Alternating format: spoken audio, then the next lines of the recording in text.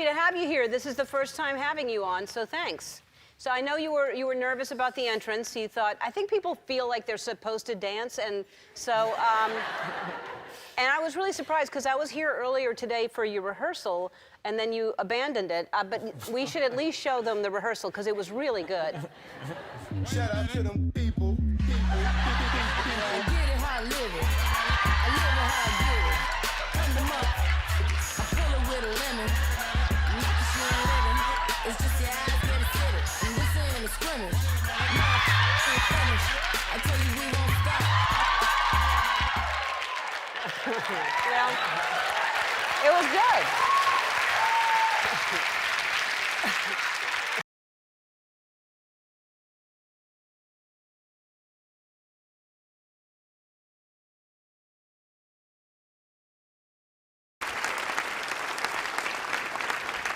When I was a kid, the disaster we worried about most was a nuclear war. That's why we had a barrel like this down in our basement, filled with cans of food and water. When the nuclear attack came, we were supposed to go downstairs, hunker down, and eat out of that barrel. Today, the greatest risk of global catastrophe doesn't look like this. Instead, it looks like this. If anything kills over 10 million people in the next few decades, it's most likely to be a highly infectious virus rather than a war. Not missiles, but microbes. Now, part of the reason for this is that we have invested a huge amount in nuclear deterrence, but we've actually invested very little in a system to stop an epidemic. We're not ready for the next epidemic.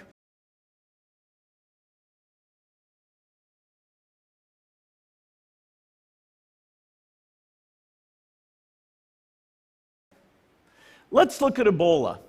I'm sure all of you read about it in the newspaper. Lots of tough challenges. I followed it carefully through the case analysis tools we use to track polio eradication.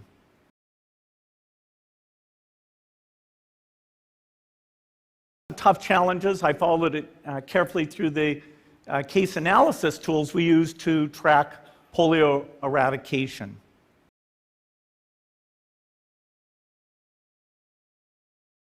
No one to look at the diagnostics, no one to figure out what tools should be used. As an example, we could have taken the blood of survivors, processed it, and put that plasma back in people to protect them. But that was never tried.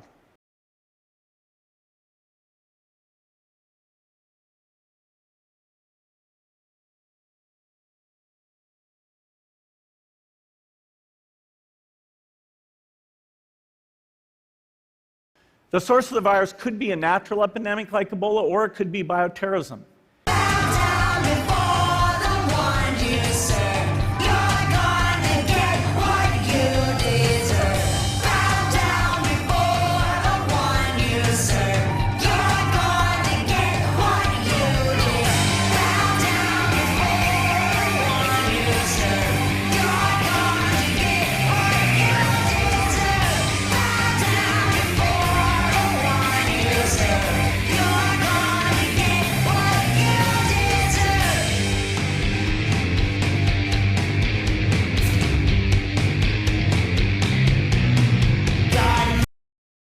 And so there are things that would literally make things 1,000 times worse.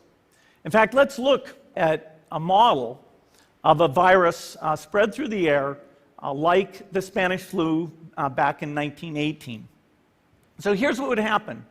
It would spread throughout the world very, very quickly.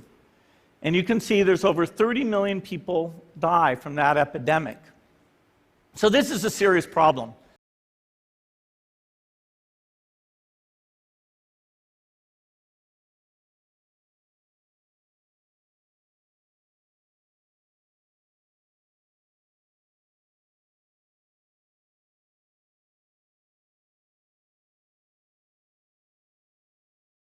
And I rate the chance of a nuclear war in my lifetime as being fairly low. I rate the chance of a widespread epidemic, far worse than Ebola, in my lifetime is well over 50%.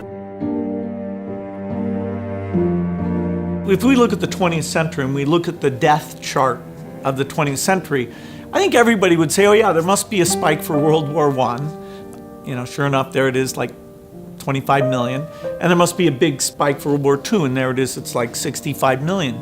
But then you'll see this other spike that is as large as World War II right after World War I. And most people, a lot of people would say, well, what? What was that? There's two kinds of flus. There's flus that spread between humans very effectively, and there's flus that kill lots of people. And those two properties have only been combined into a widespread flu once in history. Well, that is Spanish flu. We have no idea where it came from. It's called the Spanish flu because the Spanish press was the freest. They were the first to talk openly about it.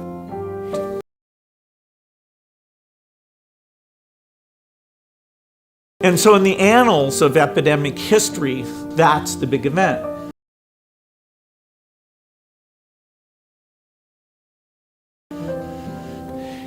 I funded a disease modeling group that uses computer simulation, and that work has been phenomenal in helping us target our polio eradication resources and, you know, which parts of Nigeria should we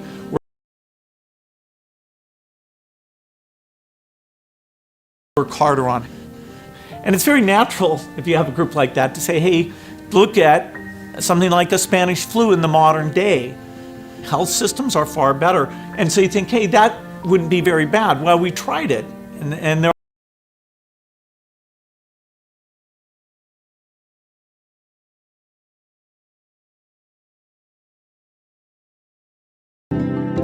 the opportunity to do more than just let it run its course is really only in the last decade. Well, last time we chatted, it was 2019. I feel like 2020, do you have any New Year's resolutions or things you focus on at the beginning of a new decade? Well, this year I'm going to travel a little bit less than normal. The theme of the annual letter last year, which is why we spoke, was surprises. And so I read the annual letter for 2020, and I'll link it below if anyone wants to check it out. But the theme was swing for the fences. So how does that different for you this year? How does that look as a strategy and as an overall plan for you? Well, this annual letter, we kind of took the 20-year perspective because it's our anniversary. We got going all the way back in the year 2000 and had, dreams of having huge impact in U.S. education and in global health. With global health, because of some new vaccines that we've been involved with and those have really gotten out, we, swung for the fences there and actually it succeeded. Education's been a lot tougher where, although we've done some good curriculum and done some things for tutoring and kids getting feedback, we don't have the dropout rate, the graduation preparedness. Still, the system is not dramatically improved and nowhere near as good as we want it to be. Right. And I feel like you always seem to swing for the fences in general. It's just sort of a new way of framing it. But I have to ask, if you are swinging for the fences, what if you miss? Well, hopefully you get more than one swing. Okay, fair. Yeah. Either at the same problem, like multiple malaria vaccine constructs, so that if you have 2 or 3, the combined chance of success is much higher, or that you're working in multiple areas, not just one area. Right. In climate, for example, I have a company that's trying to make a nuclear reactor that would be very cheap and that would have safety so that the public would be very accepting of it.